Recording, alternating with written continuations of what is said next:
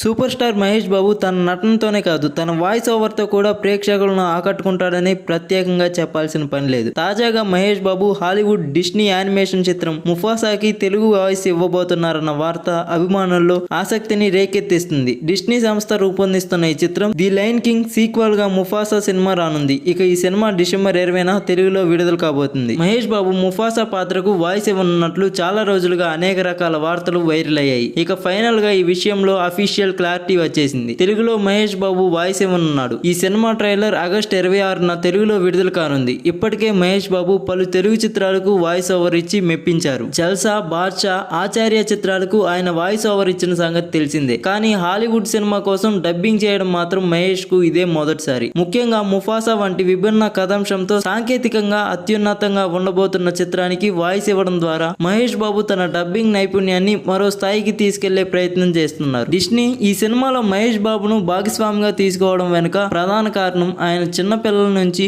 Youth, family, audience వరకు అన్ని వర్గాల్లో ఉన్న క్రేజ్. మహేష్ బాబు వాయిస్, ఆయన మేనరిజం సినిమాకి భారీ క్రేజ్ ను తెస్తుంది. ముఫాసా పాత్రలో మహేష్ గొంతు వినడాన్ని తెలుగు ప్రేక్షకులు ఎంతో ఆసక్తిగా ఎదురు చూస్తున్నారు. ముఫాసా సినిమా డిసెంబర్ 20న తెలుగు, హిందీ, తమిళం, ఇంగ్లీష్ భాషల్లో విడుదల కానుంది. ఆగస్టు 26న తెలుగులో ట్రైలర్ విడుదల కాబోతుండగా అప్పటి నుంచి ఈ సినిమాపై అంచనాలు మరింతగా పెరిగే అవకాశం ఉంది. డిస్నీ స్టూడియోస్ నుంచి వస్తున్న ఈ ఫ్యామిలీ ఎంటర్టైనర్ ను మహేష్ వాయిస్ ద్వారా మరో స్థాయి తీసుకెళ్తారని, దీనితో తెలుగు ప్రేక్షకులకు ఈ సినిమా మరింత దగ్గరవుతుందని డిస్నీ సంస్థ భావిస్తుంది.